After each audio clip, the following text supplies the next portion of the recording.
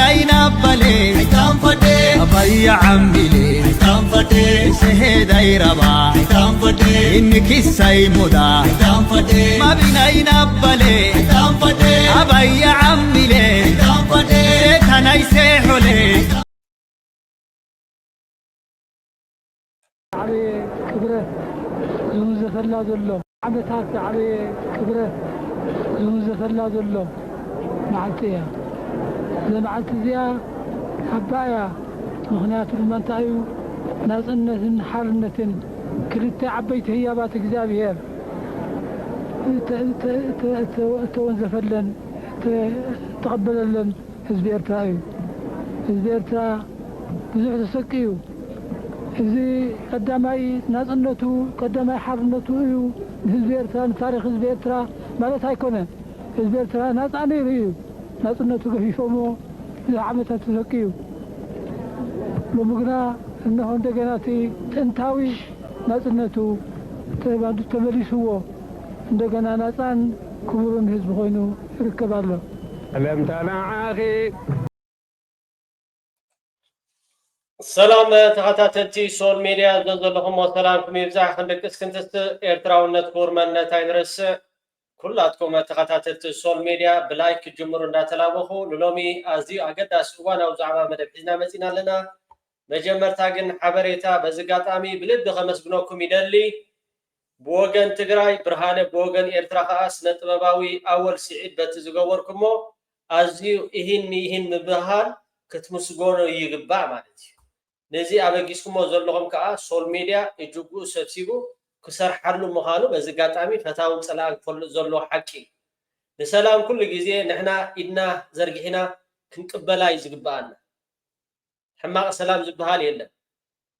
نجارات وحيد كمتة بجد وحيد سرق زبهال نعنا إيرتراويان بزعبا سلامي بزعبا بخينات كمهرنا زغل مانن فطور عبز عالم يلا نحنا بخينات مورخينات زحلفنا حبرة سبس لزغلنا لزغلنا نجار كا حزبنا عرفت يديله حزبنا عرفت يديله 100 عامات كوين اللوات نزل نجارات زغا بميلا كم يجركات تصاوتو كم يجركات تسرح كسابتنا يمتر الشيخات خير نسلام كسابتها متر الشيخات خير إرتراوها أبتاريخو فريحي فلتن مالتي إذا كساب زغونها بزقاتامي دقيمة بلب خمس كنوكم يدلي برهانة بوغان تقراي بوغان إرتراها أول سعيد إذي إهين مهين زقبركمو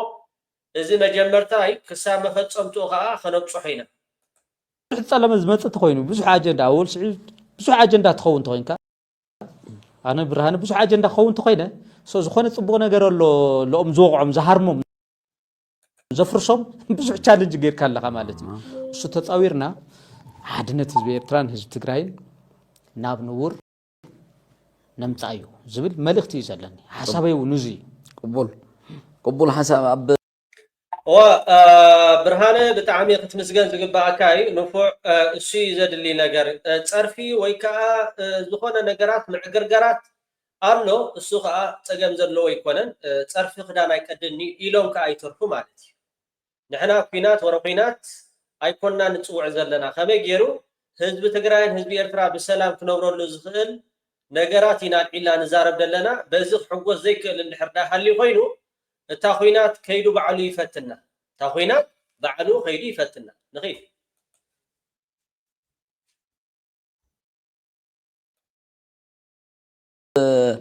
منتايو خنسرحلو دلنا زين منغست الملكات صبو تمنيت اندي باهغي ناتكا تهزبي محلالف الله وغن تشغر دفتر حجي خا ጫፉ شوا يخون تسئلك بعشانا صنت تفنو ነገር حجي ምክንያቱ بدحريت كينو تግራይና ንርኢ ዘለና حجي አፍታት ፈርስ ደላ ኢትዮጵያ እንታይ ይድለ ደሎ ድብሊ ህዝብ ትግራይ ክፈልስ ድሌት ናይቲ ደሎ ስርዓቲ ህዝብ ኤርትራ ኸሞ ክፈልስ ድሌት ናይቲ ደሎ ስርዓቲ ስለዚህ ጫፉ شوا يخون حجي تفست تفقدنا نحنا ترديخاني ابزي حقي مورري اخزرغح دلو او طنقق اوان زبحال لبام زحتت اوان دبحال نخمزي داتسواينا حجي اسكا ابز صمدو زن راخب تباهلنا دلنا صبو تمنيت ناي برهانه دير دان خوين يكونن خفت هالو تزبتات كنغرالو غوايلو ማንም ዝኾነ ሰብ ዝኾነ አእምሮ ዘሎ ብስል ዝበለ 18 ዓመት ዝኣኸለ ድርዶ እዩ ስለዚ ኢና ብጥንቁቅ ኣገባብ ትግራይ መንግስቲ ትግራይ እቲ ኣብኡ ደሎ ተሓታት ኮይኑ ደሎ ሰራዊት ሕጂ ብጥንቃቐ ካብዚ ዝኸዱ መንእሰያት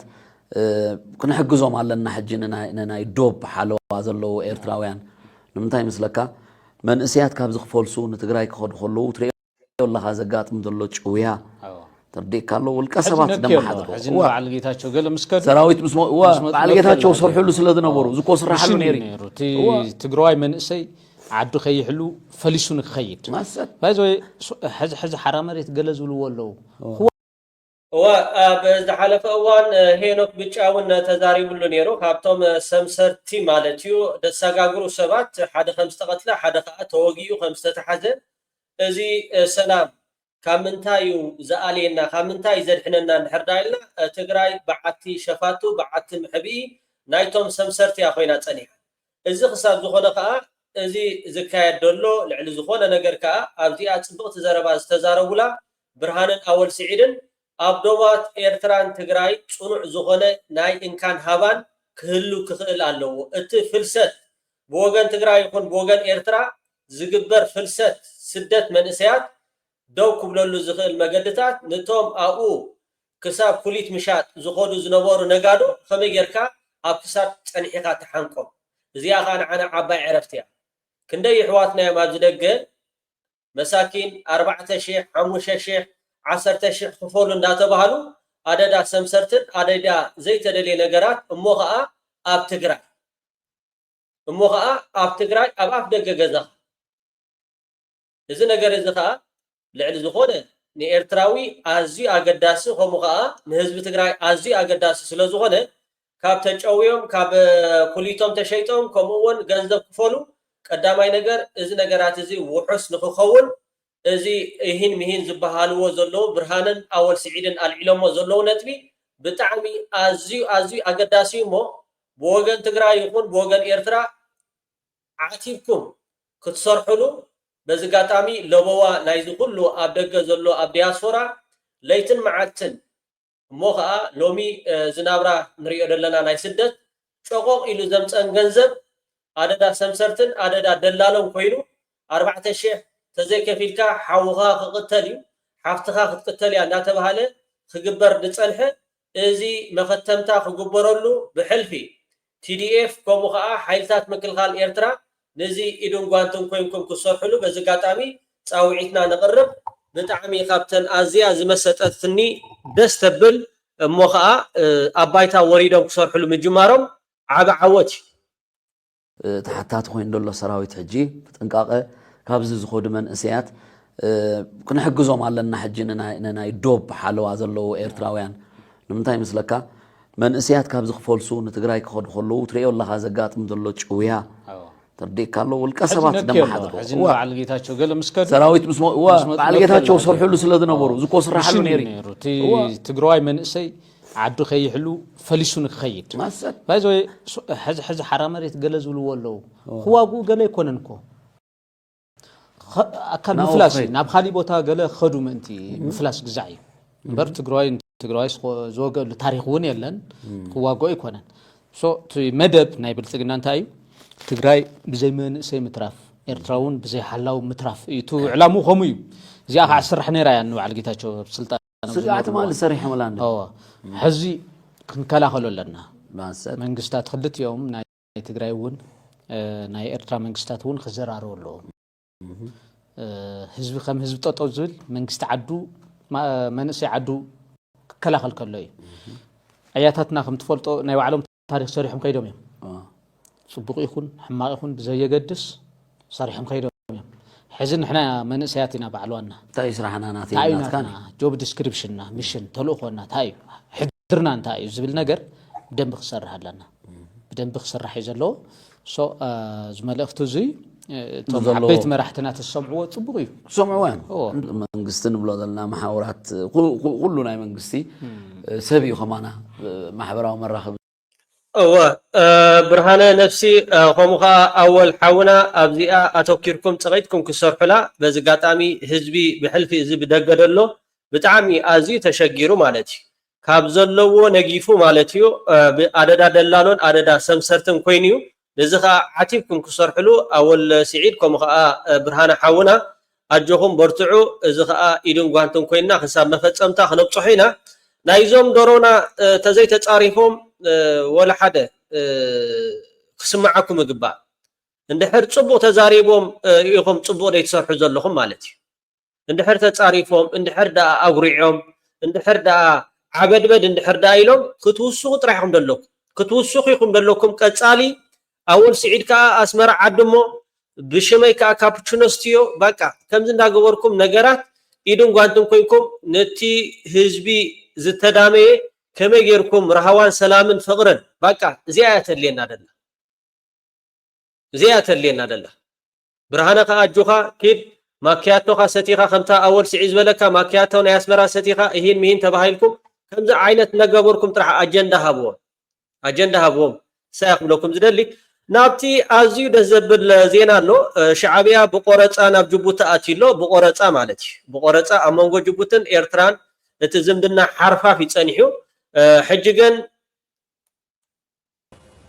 ኣብ ዜና ወፃኢ ክንሰግር ፕሬዝደንት ግብፂ ዓብዱልፈታሕ አልሲሲን ፕሬዝደንት ጅቡቲ እስማኤል ዑመር ገለን ድሕነትን ጸጥታን ቀይሕ ባሕርን ብኡን ዝግበር ንግዳዊ ምንቅስቃሳትን ኣብ ሓደጋ ንዘእቱ ዝኾነ ይኹን ስጋት ብትሪ ብምኹናን ብሓባር ንምምካቱ ተሰማሚዖም እዚ ዝተገልጸ ክልቲኦም መራሕቲ ብ23 ሚያዝያ ኣብ ጅቡቲ ኣብ ዘካየድዎ ኣብ ምምዕባል ዝምድናታት ጉዳይ ሙሓዝ ጸጥታ ቀይሕ ባሕሪ ከምኡውን ካልእ ሓበራዊ ኣገዳስነት ዘለዎም ዘባውን ዓለማውን ጉዳያት ኣተኪሮም ኣብ ዘካየድዎ ዝርርብ እዩ ፕሬዝደንት አልሲሲን ፕሬዝደንት ገለን ኣብዚ ጸጥታ ቀይሕ ባሕሪ ተሃዋሲ ኮይኑሉ ዘሎ እዋን ነዚ ኣገዳሲ ኣህጉራዊ ንግዳዊ መስመር ናይ ምውሓዝ ሓላፍነት ብቐንዱ ናይተን መዳወብቲኡ ሃገራት ከም ዝኾነ ኣስሚሮሙሉ ብዘይካዚ ዋው ኢትዮጵያ ኣብ ዕፅዋን ክባን ኣትያ ማለት እዩ ሕጂ ጅቡቲ ትሪእዋ ኣለኹም ናይና ኮይናላ ብቆረፃ ሻዕብያ መቸም ሻዕብያ እንድሕር ዳ ምኺርካ ኩሉ ነገር ይሰልጠካ እዩ እዚ ኣብ መንጎ ጅቡትን ኤርትራን ዝፀንሐ ሓርፋፍ ዝምድና ብመንጎኛ ናይ ግብፂ ኣብ ዝቐረባ እዋን ማለት እዩ ኣብ መንጎ ኤርትራን ግብፅን ዘሎ ምብፃሕ ናይ ክልተ ወፃኢ ጉዳያት ከካይዱ ምዃኖም ኣብ ሓደ ጋዜጣ ናይ ግብፂ ዝወፅእ ሓበሬታ ኣሎ እሱ ከዓ እዚ ኣብቲ ናይ ባሕሪ ዝበሃል ማለት እዩ በጀካተን ዋናታት ናይቲ ባሕሪ ተዘይኮይነን እዚ ይምልከተኒ ዶ 300 ሚልዮን ንኸይድ ኣለና 400 ሚልዮን ንኸይድ ኣለና እንዳተባሃለ ብኢትዮጵያ ክኸይድ ዝፀንሐ ዕንደራ መኸተምታ ተገይሩሉ ሱዳን ሶማል ግብፂ ኤርትራ ጅቡቲ ትርከበን ከዓ ከምኡ ከዓ ስዑድ ዓረብ ኣብ ዝመፅእ 4 ወርሒ ኣብ ስዑድ ዓረብ ክራኸባ ምዃነን ማለት እዩ ጅቡቲ ኣብ ዝሓለፈ እዋን ኣይነበረትን ሕጂ ከዓ ጅቡቲ ከም ትሕወሶ ስለምንታይ ሎሚ በፂሓ ጅቡቲ እንድሕር ዳይልና እቲ ናይ ፍራንስ ኣብ ቡርኪና ፋሶ ከምኡውን ኣብ በዓል ማሊ ዘሎ እቲ ናይ ግዝኣት ዝነበረ ማለት እዩ ተቐሪፉ ይኸይድ ስለ ዘሎ ኣብ ናይ ጅቡቲ ጥሪሓ ተሪፋ ደላ ጅቡቲ ጥሪሓ ፍራንስ ትውንና ደላ እዚ ከዓ ከመይ ጌራ ካብኡ ትጋላገል ተጋላጊላ ከዓ ነብሳ ክኢላ ጅቡቲ ብጅቡቲ ትመሓደረሉ ግዜ እንዳቀረበ እዩ ዝኸይድ ደሎ እሞ ብጣዕሚ ዓቢ ዜና እዩ ሻዕብያ ብቆረፃ ናብ ጅቡቲ ኣትይሎ ኣብ ዝቐረባ ግዜ ከዓ ብሚኒስተር ወፃኢ ጉዳያት ናይ ክልቲኤን ርክባት ክካየድ እዩ ብድሕሪኡ ከዓ መራሒ ጅቡቲ ናብ ኣስመራ ከምኡ ከዓ ፕሬዝደንት ኢሳያስ ኣፈወርቂ ከዓ ናብ ጅቡቲ ዝኸደሉ እዋናት ክጣጣሕ ምዃኑ እዩ እቲ ጋዜጣ ናይ ግብፂ ሓቢሩ ዘሎ ንዓና ከም ኤርትራውያን ኣዝዩ ድሕጉስ ዜና እዩ ሎማዓንቲ እውን ሪኢኹሞ ኢኹም ኣብ ምብራቕ ሱዳን ንኽቡር ፕሬዝደንት ሃገር ኤርትራ ከምኡ ከዓ ንህዝቢ ኤርትራ ዘድንቕ ምስጋና ማለት እዩ ምስጋና ብዝገበርኩምላ ውዕለት ህዝቢ ኤርትራን መንግስቲ ኤርትራን ኣብ ታሪክ ልቢ ሱዳን ኣይትርስዑን ኢኹም እንዳበሉ ፈቐድኡ ኣብ ፅርግያ ብምውፃእ ሎማዓንቲ ሰላማዊ ሰልፊ ክገብሩ ከም ዝወዓሉ ሪኢኹሞም ኢኹም እያ ብጣዕሚ ደስ ዘብል እስከ ክደግመልኩም ጅቡቲ እስማኤል ዑመር ገለን ድሕነትን ጸጥታን ቀይሕ ባሕርን ብኡን ዝግበር ንግዳዊ ምንቅስቃሳትን ኣብ ሓደጋ ንዘእቱ ዝኾነ ይኹን ስጋት ብትሪ ብምኹናን ብሓባር ንምምካቱ ተሰማሚዖም እዚ ዝተገልጸ ክልቲኦም መራሕቲ ብ23 ሚያዝያ ኣብ ጅቡቲ ኣብ ዘካየድዎ ኣብ ምምዕባል ዝምድናታት ጉዳይ ሙሓዝ ጸጥታ ቀይሕ ባሕሪ ከምኡውን ካልእ ሓበራዊ ኣገዳስነት ዘለዎም ዘባውን ዓለማውን ጉዳያት ኣተኪሮም ኣብ ዘካየድዎ ዝርርብ እዩ ፕሬዚደንት አልሲሲን ፕሬዚደንት ገለን ኣብዚ ጸጥታ ቀይሕ ባሕሪ ተሃዋሲ ኮይኑሉ ዘሎ እዋን ነዚ ኣገዳሲ ኣህጉራዊ ንግዳዊ መስመር ናይ ምውሓስ ሓላፍነት ብቐንዱ ናይተን መዳወብቲኡ ሃገራት ከም ዝኾነ ኣስሚሮሙሉ ብዘይካዚ ኣብ ሞንጎ ምስ ቀይሕ ባሕርን ወሽመጥ ዓደንን ዝደዋወ ሃገራት ዓረብን ኣፍሪቃን ዝካየድ ዞባዊ ምውሃድ ምድንፋዕ ኣህጉራዊ ሕጊ ባሕሪ ኣብ ምኽባር ልዑል ተራ ከም ዘለዎ ተረዳዲኦም ክልቲኦም ፕሬዚደንታት ወሲኾም ኣብ ጉዳይ ሱዳን ሶርያ የመንን ወሽመጥ ቃዛን ኣብ ዝገበሩ ወዘተ ኣብተን ሃገራት ሰላምን መረጋጋእን ንምስፋን ከም ዝሰርሑ ኣረጋጊጾም بوغن ኢትዮጵያ ልዕሊ 800 ኪሎ ሜትር ዝዳወብ ምስ ትግራይ ማለት እዩ ጽቡቕ ኣብ ናይ ሰላም ኩነታት ብወገን ጅቡቲ ኣብ ናይ ሰላም ኩነታት ከምኡ ከዓ ምስ ሱዳን ከዓ ኣብ ሰላም ኩነታት ምስ የመን ከዓ ኣብ ሰላም ኩነታት ምስ ስዑድ ዓረብ ከዓ ኣብ ሰላም ኩነታት ስለዚ ንሕና ሕጂ ሓሙሻይ ማርሻ ረጊጽና ንጓዓዘሉ መደብ ምዕባለ ከምኡ ከዓ ሃገራዊ ህንጸት እዚ ልዕሊ ዝኾነ ነገር ማለት እዩ ምስ ጎረባብትና ጽቡቕ ዝምድና እናገበርና ከይና ኣውሒስና ጥራሕ ንትዞባናውን ናብ ሰላምን ናብ ምርግጋእን ከምኡ ከዓ ማያት ቀይሕ ባሕር ከዓ ዋናታት ተዘይኮይኑ ነተን ካልኦት ከም ዘይምልከት ሕጂ ዕብዳን ከም ዝትሪእዎ ዘለኹም መጨነቅ ያለባቸው ወንድሞቻችን ናቸው። ለምን ባለፉት ጥቂት ወራት ከሳውዲ አረቢያ 130 ሺህ የሚጠጉ ኢትዮጵያውያን በህገወጥ መንገድ ይሄዱ መልሰናል። ሰምታችኋል። ሳውዲ መጨነቅ አለባት። ይሄ ጉዳይ ካልተፈታ ግማሽ ሚሊዮን ሊደርስ ይችላል። በጣም ብዙ ህዝብ ነው ያለው። ታንዛኒያ በሺህ የሚቆጠር እስረኛ ተፈቶ መጥቷል። ታንዛኒያ መጨነቅ አለባት። ይሄ ጉዳይ ካልተፈታ በሺህ ሳይሆን በመቶ ሺዎች የሚቆጠር ሰው ሊሄድ ይችላል። ደቡብ አፍሪካ መጨነቅ አለባት። ህገወጥ ሰዎች ይመጡብኛል እያለች ነው። ይሄ ጉዳይ ካልተፈታ በሚሊዮን ሊሄድ ይችላል። ይሄ 120 ሚሊዮን ህዝብ ነው። ለምሳሌ 5 ሚሊዮን ኤርትራ፣ 5 ሚሊዮን ጅቡቲ፣ 5 ሚሊዮን ሶማሌ ቢሄድ መሸከም ይቻላል? ከባድ ነው? ቀላል ነው ይሄ ነገር? አይቻልም።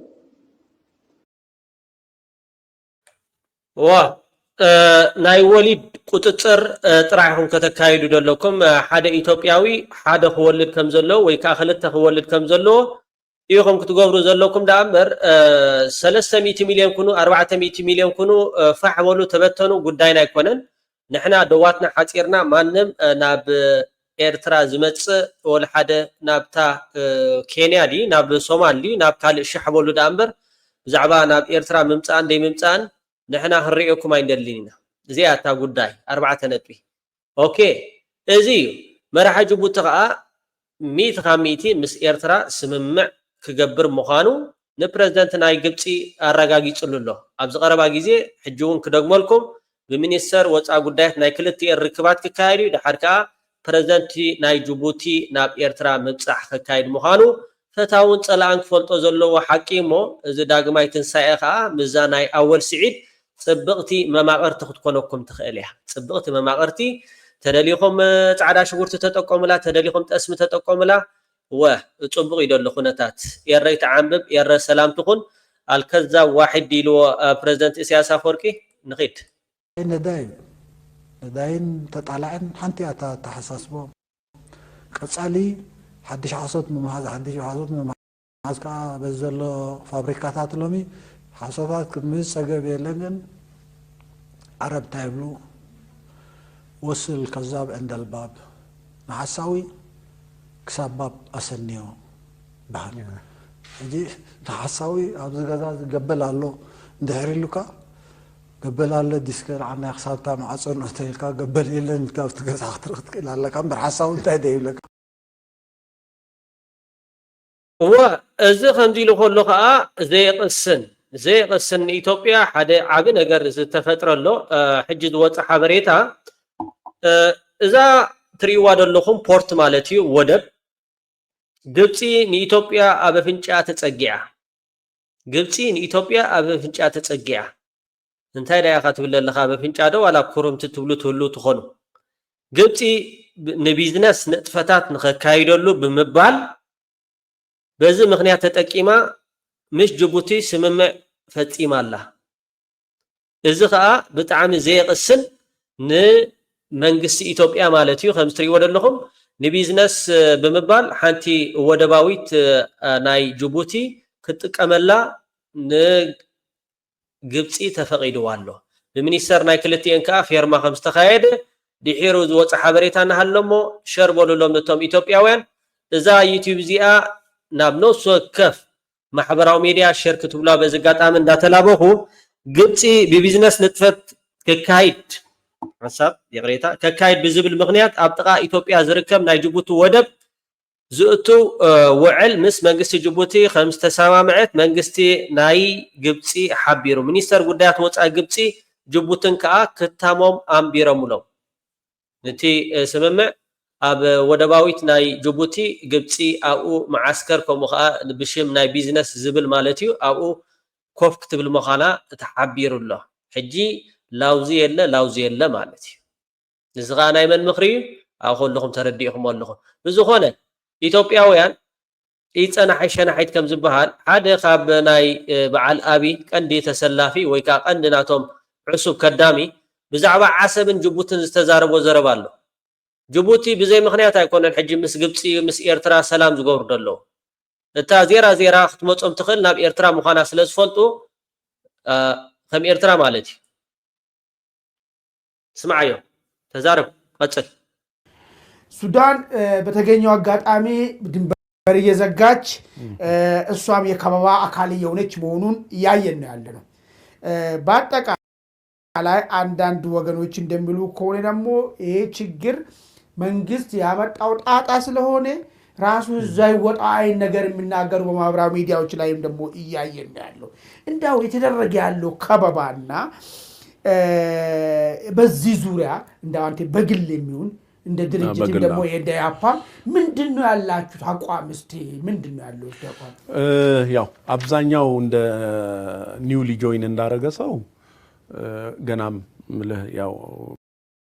በግንባታ የፓርቲ ግንባታ እኔ ላይ የተሰራ ስለሆነ የሃፓን ወኪያ አይደለም እየተናገርኩ ያለው የሃፓ አቋሞች አይደሉም እነዚህ ሶ ፐርሰናል በሚለው እንስማማ በግል እንደኔ ኢትዮጵያ ከጥንት ጀምሮ ብዙ ጠላት አላት በብዙ ምክንያቶች እንግዲህ ላለፉት 1000 ዓመት ማለት እንችላለን የነበሩትን በነባባችን እንዳየነው ብዙ ጠላቶች አሉ ብዙ ሀገሮች ሊወሩ ሞክረዋል አልቻሉም ድባቄ የመታን አሸንፈን እስካሁን ሀገራችን አቆይተናል ከዛ በኋላ ሄንሪ ኪሲንጀር እንደምታውቀው ወንታይ ዝብለሎ ንኢትዮጵያ ብዙሓት ሃገራት ክወርዋ ፈቲኖም ግን ንሕና ስዒርና አሸኒፍና እግሮም ሰቢርና ኮፋቢልናዮም ስለዚ መን ንኢትዮጵያ ወሪርዋ ዝፈልጥ እንትርፎ ኢትዮጵያ በዓል ዚኣቶም ይሄ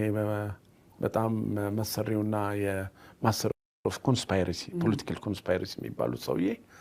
እሳቸው እና ሌሎችም የእንግሊዝ ሰዎች ኢትዮጵያውያን ፊት ለፊት አንችላቸውም በጦርነት አናሸንፋቸው ሶ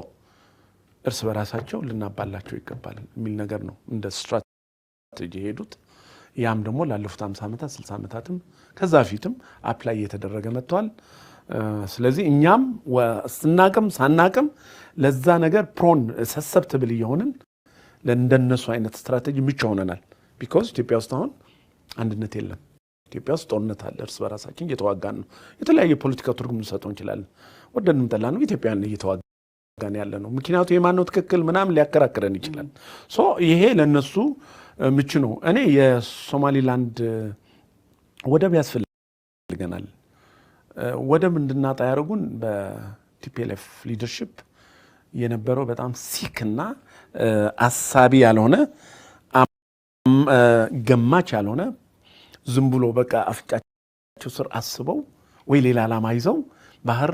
እንድናጣ አርገውናል ሎክ ሶማሊላንድ 30 ዓመት አልፏታል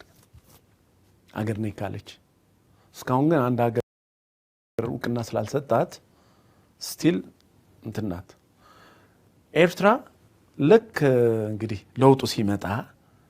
የኢትዮጵያን እውቅና ባታገኝ ኖሮ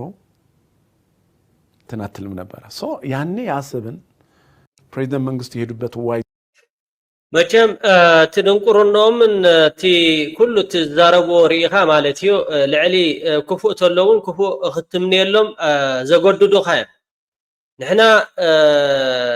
መስዋዕቲ ከፊልና يحواتنا نابوتاتنا ناديتاتنا كفيلنا زمصانا يا ناصنت نحنا تزي نفقدلهم زبل زربا مالتيو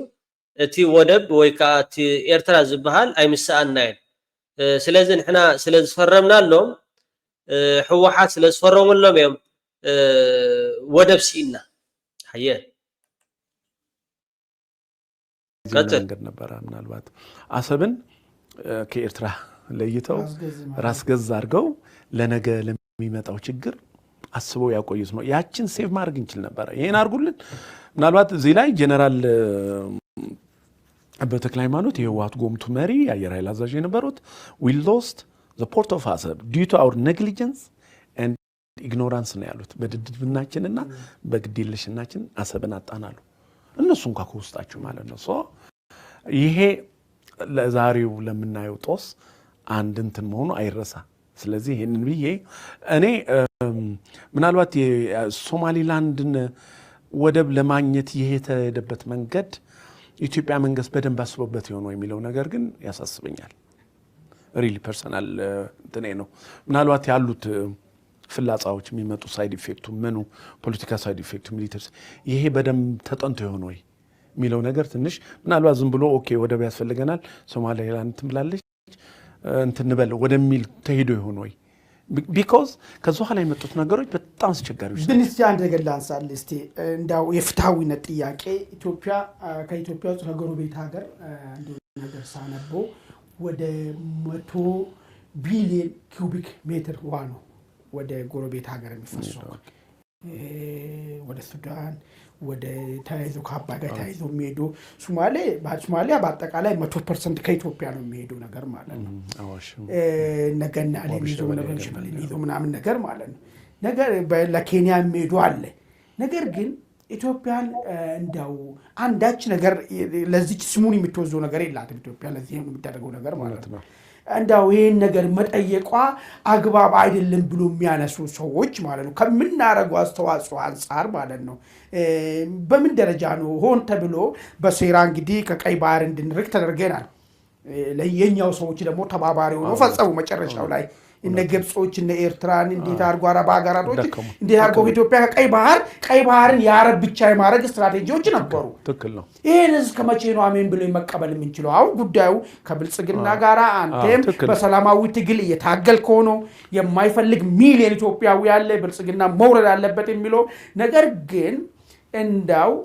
ብልጽግና ስላነሳ ብቻ ይሄን ሐሳብ ማለት ነው ማጣጣልስ ተገቢ ነው አይደለም እኔ ሁሉ ጊዜ መንግስት ያልፋል ፓርቲ ያልፋል እኮ እንደምታውቁ አብዝ ስምዑ ይወለዳል በሆነ ሐሳብ ተሸክሞ ይወለዳል ያድጋል ሊሞትም ይችላል ብዙዎች ሞተዋል ጠፍተዋል ሰዎች አይደለም ነገም ባይሞትም ራሱ ከስልጣን ሊወር ይችላል ብልጽግና በሰላማዊ ትግል ነገ ያፓ ሊሆን ይችላል ሶ ያፓ ሲሆንስ ምን ነው ሶ የሀገር ጥቅም ነው ማስቀደም ያለብን ኢትዮጵያ እንደ ሀገር የ120 ሚሊዮን ህዝብ ያላት በጣም ስትራቴጂክ የሆነች ሀገር ለአውሮፓም ለአሜሪካም በጣም ስትራቴጂክ የሆነች ሀገር የባህር በር ያስፈልጋት የሚለው ነገር ትክክል አይደለም እኔ የሆነ ስምነት አለ የ1962 access to the sea የሚባል አለዛ ላይ ክሊሊ ተቀምጧል እኮ ኢትዮጵያ has a right እኔ ሞር የሚያሳስበኝ ኢትዮጵያ አንድነት ቢሆን እኮ ነው እውነቴን ነው ለምሳሌ ስሜቴ እንዲያው ሚሊታሪስት እንዳልባል እንጂ አንድ ብንሆን ጠንካራ ጦር እንትን ብለን እኔ አሰብን ቴክ ኦቨር ባረግ ደስ ይለኛል ለምሳሌ تسمعوا لهم نحنا ابز حجي اوان تباتاتينا ስለዘለና ዳምበር انا بلالو ኢትዮጵያ ከም ኢትዮጵያ ሓያል ኔራደ ትኸውን ወይ ካ ኣብ ሓንቲ ሰጢማ ሓድነታ ኣትሪራ ትኸይድ ኔራደ ትኸውን ዓሰብ በሓይሊ ኸይድና ሒዝና ኾፍ ንብል ማለት ስለዚ ዛስዋይ ንሕና ሓያል ኢትዮጵያ ኣይተልየና ኔራ ሓያል ኢትዮጵያ ንኤርትራ ንምብላዕ ቀዳማይ ኣጀንዳኦም ሓድነትና ኢትዮጵያ ንኤርትራ ንምብላዕ ትሪእዎ ኣለኹም ናይ ሓደ ፓርቲ ሓላፊ ምስ ብልጽግና ተዓሲቡ ዝሰርሕ ናይ ፓርቲ ተባሂሉ ኮሚታት ሽም ተዋሂቡ ዳምበር ለጠፊ ኣነ ነረደ ትኸውን በቃ ንራዩ በአንድነት ቢሆን እኮ ነው እውነቴን ነው ለምሳሌ ስሜቴ እንዲያው ሚሊታሪስት እንዳልባል እንጂ አንድ ብንሆን ጠንካራ ጦር እንትን ብለን እኔ አሰብን ቴክ ኦቨር ባረግ ደስ ይለኛል። ለምሳሌ አሰብ ነው ኦር የሆነ በዚህም የኛ የነበሩ ኢትዮጵያ ታላቅ ኢትዮጵያ አቢሲኒያ ኦር ኤንድሶን ያከራክራሉ። እሱም እንደምታውቀው የኛ የነበሩ ባህሎች ጅቡቲ እኮ የኛ ነበር ይነውት እኔ እነ ፈረንሳይ እነ ምናምን ጅቡቲውን ናትና ኔራ ስለዚህ ዋላ እኔ ጅቡቲውን ወሪርና ክንሕዛ ክንክእል ኣለና በቃ እዚኣቶም ከም ሽኩርቲ ተኸቲፎም ክምተሩ ጥራሕ ይደሎ ተማታቲሮም ድሓር ወላ ሓደ ፀገም የብሉን ሓንቲ ሞርታርያ ተኣኽኖ ትድቅስ ንሳቶም ከዓ ካብ ዘረባ ዕርፉ ማለት ምን ያመጣሉ ወርደው ሊዋጉን ወርባርግ ደስ ይለኛል። ለምሳሌ ኦር የሆነ በዚህም የኛ የነበሩ ኢትዮጵያ ታላቅ ኢትዮጵያ አቢሲኒያ ኦር ኤንድሶን ያከራክራሉ። እሱም እንደምታውቀው የኛ የነበሩ ባህሎች ጅቡቲ እኮ የኛ ነበር ይነውት እኔ እነ ፈረንሳይ እነ ምናምን ምን ያመጣሉ ወርደው ሊዋጉን ነው ገፋብል የእንትን ነው የሚያደርጉን ይሄ ባርጎና ሳንኬሽን ያስፈልገና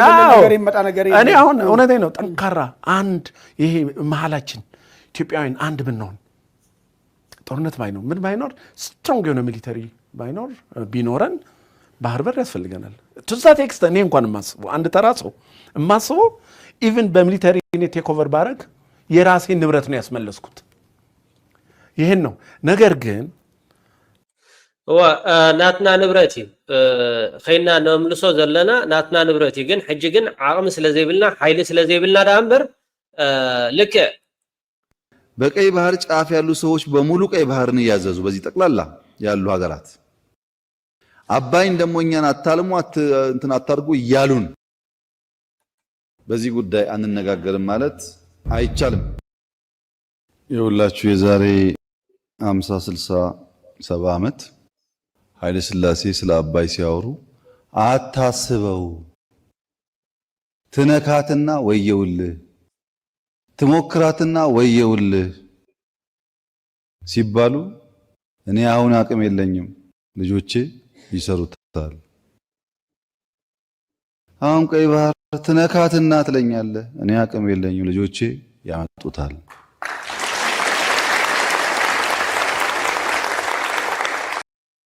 عزاب عند الباب نحساوي كسباب أسنيو بحر يجي نحساوي أبز جزاز قبل الله دهري لك قبل الله ديسكر عنا خسارته مع صون أستيلكا قبل إلا نتكاف تجزا خطرت كلا الله كم برحساوي تهدي كم زخانة أسميرو ملو بزيكازي عب مونغو مسك أي بحرن وشمت عدنن زدوا وهاجرات عربن أفريقيا زكايد زواوي موهات بدنفع أهجراوي حق بحري عب مخوار لعترا كم زلوا ترداد يوم كلت يوم بريزيدنتات وسيخهم عب قداي السودان سوريا يمن وشمت غازان عب زجبر وزته عبتن هاجرات سلامن مرقق عن مسفان كم زسرحوا الرجاجيزهم اوكي كبرات تخاتاتلتي سول ميديا دغيمه دغاغيمه ابز زلهم سلامكم يبزح اندابلكو بتقصالي تغبرو زلهم كيتحللكم ابالات سول ميديا نمخان ساميኤል ቅድስቲ ሄለን ይርጋ ዓለም ተስፋስጊ እዚአቶም አባላት ሶል ሚዲያ ሁኑ መስፈልኩም ትማል ዝኾኑ ሰባት ማለት እዮም ደጊመ ብልብ ከመስግኖኩም ይደሊ አብ ቀጻሊ ሓበሬታ አሎ እንትንህቦ ሓበሬታ ከዓ ብጽሞና ክትካታተሉና እንዳዓደምኩ ኦኬ ናባኹም ከብሌ ኦኬ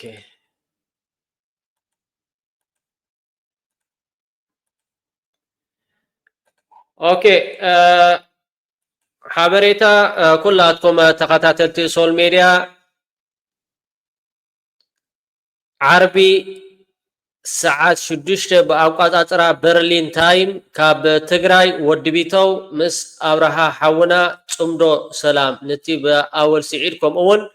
ببرهانة تواجاجي شزلو نعو حزنا لكم كلمتنا مدب كلاتكم تقاطعتلتو سول ميديا حونا أبرها جبرة كم أول ودبيتو أب سول ميديا عديمني أمثلة زلنا نخلت يوم كلاتكم تقاطعتلتو سول ميديا خا نختموتو بزقات آمي يعدموكم كندقس كنتس إرتراونت كور مننت هينرسع سسناي عمل جري ما بنا قدمو بنا حل مدافنا ما بنا ينبلي أبي عمي itanfate seheda iraba itanfate inni kissai muda itanfate mabina ina